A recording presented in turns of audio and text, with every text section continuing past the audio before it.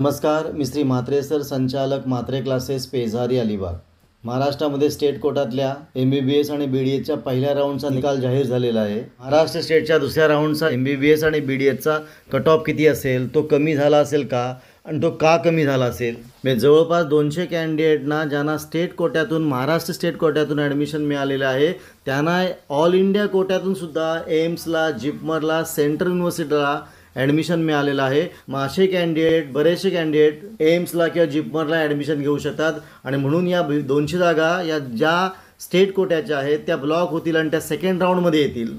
तसंच 374 ज्या जागा आहेत स्टेट कोट्यातून ज्यांना ॲडमिशन मिळालेलं आहे त्यांना ऑल इंडिया कोट्यातून गव्हर्नमेंट कॉलेजला, ESICला आणि दिल्ली युनिव्हर्सिटीला ॲडमिशन मिळालेलं आहे. याच्यातले बरेचसे कॅन्डिडेटसुद्धा करणारा त्या ठिकाणी ॲडमिशन घेतील. मग या जागा त्या ठिकाणी कमी होतील, या जागा एक्स्ट्रा सेकंड कोट्यामध्ये ॲड होतील. तसेच डीम युनिव्हर्सिटीमधनं 405 2 जागा NRI कोट्यातून आणि 2 जागा जैन मायनॉरिटी मधनं ॲडमिशन घेतील. याचा अर्थ म्हणजे या 409 जागा सुद्धा स्टेट कोटामध्ये ॲड होणार आहेत. म्हणजे जवळपास 983 म्हणजे अप्रॉक्सिमेट 1000 जागा या सेकंड राऊंडमध्ये एक्स्ट्रा येणार आहेत. एक्स्ट्रा म्हणजे पहिल्या राऊंडमध्ये त्या ब्लॉक झालेल्या आहेत त्या दुसऱ्या राऊंडमध्ये येतील आणि म्हणून दुसऱ्या राऊंडचा कट ऑफ खाली येऊ शकतो. तो कितीने खाली येईल यावर आपण एक वेगळा व्हिडिओ बनवणार आहोत. आता आपण लिस्ट बघणार आहोत की ज्या मुलांना स्टेट कोट्यामधनं पण ॲडमिशन मिळालेलं आहे आणि त्याच मुलांना ऑल इंडिया कोट्यातून एम्स सारख्या ठिकाणी ॲडमिशन मिळालेलं आहे. वरती दिलेला आहे ऑल इंडिया कोटा, मध्ये आहे ऑल इंडिया रँक आणि स्टेट कोटा. म्हणजे बघा 10 नंबर ज्याची ऑल इंडिया रँक आहे त्याला एम्स न्यू दिल्लीला ॲडमिशन मिळालेलं आहे ऑल इंडिया कोट्यातून आणि त्याच विद्यार्थ्याला GS मेडिकल कॉलेज मुंबईला सुद्धा स्टेट कोट्यातून ॲडमिशन मिळालेली आहे.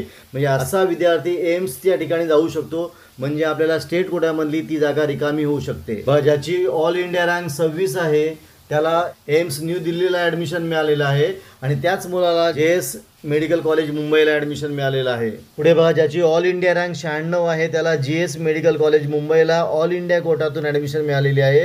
पण त्याच कॅन्डिडेटला GS medical college Mumbai state कोट्यातून सुद्धा ॲडमिशन मिळालेली आहे. हे जे कॅन्डिडेट आहेत ज्यांना 2-2 ठिकाणी ॲडमिशन मिळालेलं आहे स्टेट कोट्यातून सुद्धा आणि ऑल इंडिया कोट्यातून सुद्धा, मग असे विद्यार्थी त्यांना जो बेटर चॉईस आहे ते ॲक्सेप्ट करतील आणि म्हणजे त्यातली एक सीट रिकामी राहणार.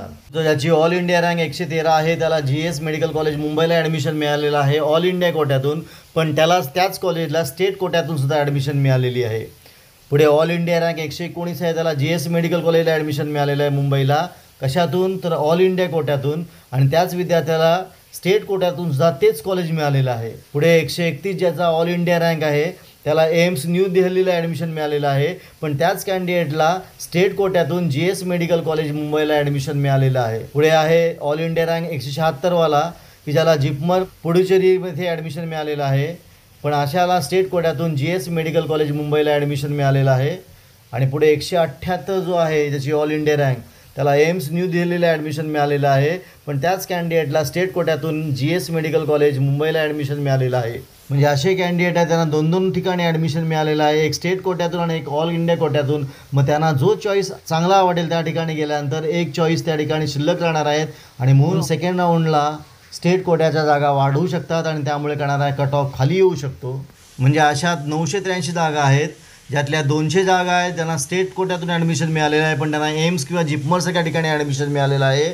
374 जे आहेत त्यांना स्टेट कोट्यातून पण ॲडमिशन मिळालेलं आहे आणि ऑल इंडिया कोट्यातून गव्हर्नमेंट कॉलेजला किंवा दिल्ली युनिव्हर्सिटी किंवा ESICला मिळालेलं आहे.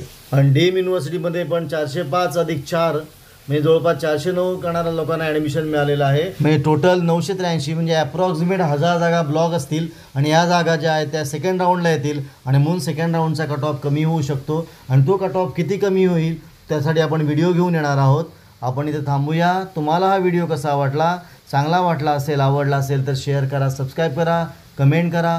आपण इथे थांबू, पुन्हा आपण भेटू असाच एक व्हिडिओ घेऊन.